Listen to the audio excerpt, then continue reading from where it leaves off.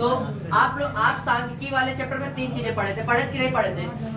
माध्य, बहुलक तथा माध्यक। इनके बीच का संबंध क्या है? माध्यक बराबर होता है बहुलक प्लस 2 गुणे माध्य। ये समाध्य या दुमाध्य नहीं है, ये क्या है? 2 गुणे माध्य। मतलब माध्य में कितने का गुणा है? 2 का। और नीचे बटे में कितना लिखा है? 3। अब जैसे देखो कहीं कहीं आपको क्या दिखा होगा, कहीं कहीं आपको लिखा होगा 3 माध्य। 3 माध्यक बराबर मतलब ये जो 3 बटे में दिया है, ये 3 को अगर इधर भेज देंगे तो सूत्र क्या बन जाएगा? 3 माध्यक बराबर बहुलक प्लस 2 माध्यक। ठीक है ना? मतलब संख्या को इधर उधर भेज के हम नया सूत्र बना सकते हैं। ठीक है ना? तो चलो आपके सामने सवाल क्या है भैया? कह रहा है आवृत्ति वितरण का माध्य 20.5। कितना दे रहा है? 20.5। तथा मध्य का कितना दे रहा है? बहुलक का क्या ज्ञात करना? बहुलक क्या होगा भैया? माध्य दिया, मध्य का दिया, ज्ञात क्या करना है?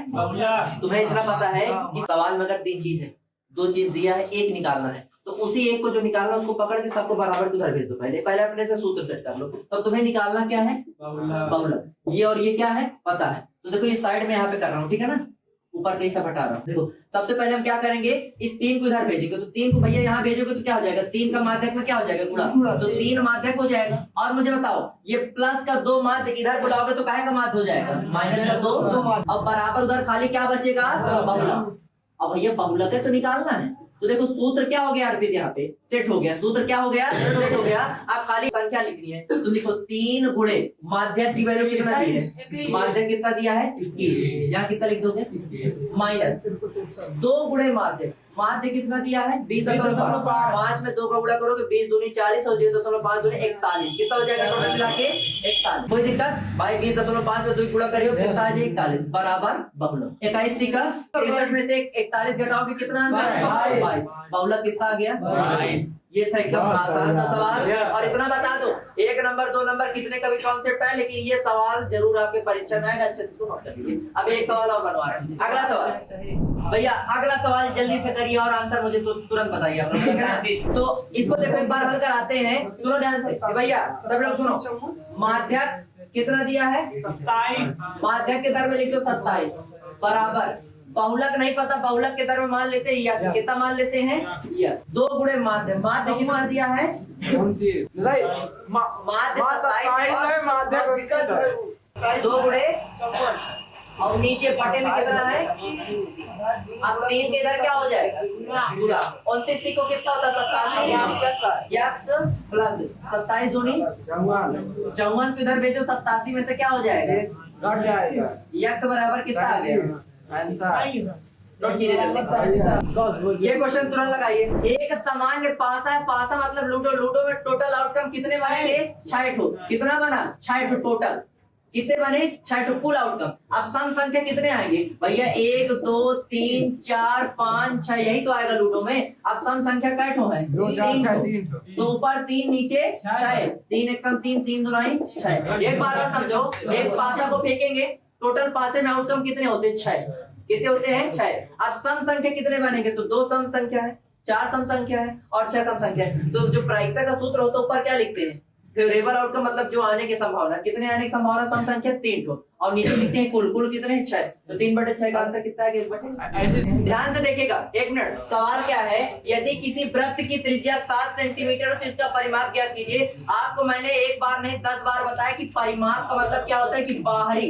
जैसे कि मान लो आयत है, तो आयत परिमाप बोलेगा तो यहाँ से लेके ये पूरा नाप डालो, ये इसका क्या हो जाता है? परिमाप। और वृत्त में बोलेगा तो यहाँ शुरू करो, ये पूरा घुमा के यहाँ पूरा क्या कर डालो? नाप डालो। तो आपसे मैंने बताया कि वृत्त में यहाँ से लेके पूरा जो घुमा होता है इसको हम लोग क्या बोलते हैं? परिधि बोलते हैं। क्या बोलते हैं? परिधि। और परिधि का सूत्र क्या होता है? वृत्त की परिधि का सूत्र होता है 2 पाई r। तो 2 गुणे पाई की वैल्यू कितना होता है? 22/7। और r कितना दिया? त्रिज्या 7। 7 से 7 कट गया, 22 दुनाई।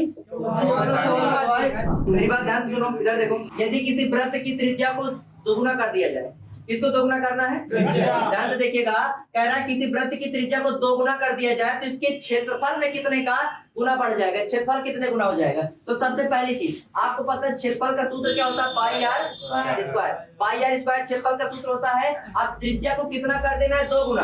पहले त्रिज्या कितनी थी? r थी। अब त्रिज्या को कितना कर देना है? 2। तो यहाँ पे देखो ये फर्स्ट टाइम था पहले नंबर पे। जब दूसरे नंबर पे जो हमने अप्लाई किया, जो सवाल हमसे बोला, तो हमने पाई लिखा और r के दर में इस बार कितना लिख दिया? 2। और ऊपर क्या लिखा है?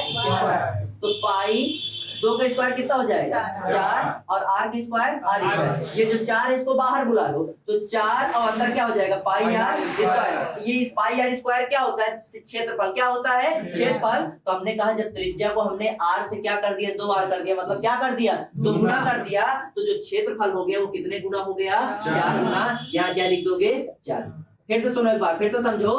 पहले सूत्र क्या था क्षेत्रफल का पाई r स्क्वायर, कब जब त्रिज्या हमारी 8, लेकिन अब त्रिज्या हमने कितना कर दिया 2 मतलब r की तरफ में कितना कर दिया 2r। यहाँ जैसे ही r की तरफ में 2r रखे तो 2 का स्क्वायर 4, r का स्क्वायर r स्क्वायर। इस 4 को बाहर बुला लिए, ये तुम्हारा पाई r स्क्वायर क्या होता है क्षेत्रफल। ऐसे सवाल बहुविकल्पी में जरूर पूछे जाएंगे, ठीक है ना। ये दोगुना कर दिया, तिगुना कर, यहाँ पे बता रहे मतलब आधा कर दिया, ऐसे सवाल हम पूछे जाएंगे।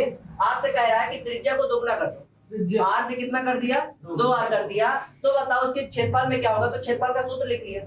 पहले क्षेत्रफल कितना था पाई r स्क्वायर का, जब हमारा r खाली था। अब r से क्या हो गया तो r की तरफ में कहा लिख दिया। हाँ तो देखो 2 का स्क्वायर कितना हो गया 4, r के स्क्वायर ये 4 आगे लिख लो भाई, पूरे का संख्या चाहे वो लिखो चाहे वो लिखो। तो ये क्षेत्रफल का कितना हो गया 4, आंसर क्या आ जाएगा। तो हो गया आज की क्लास में बस इतना ही। बहुत जल्द फिर मिलते हैं आप लोगों से बहुत ही बेहतरीन वीडियो के साथ। तब तक के लिए जय हिंद जय भारत, थैंक यू। घबराइए जो खुद से ज्यादा भैया आपसे रिक्वेस्ट है चैनल को सब्सक्राइब कीजिए, शेयर कीजिए, लाइक कीजिए, जो भी करना सब कुछ कीजिए, क्योंकि पैर में पट्टी बंधी हुई, पैर आधा टंगा हुआ, उसके बावजूद भी आप सर आपको पढ़ा रहे हैं। Thank you.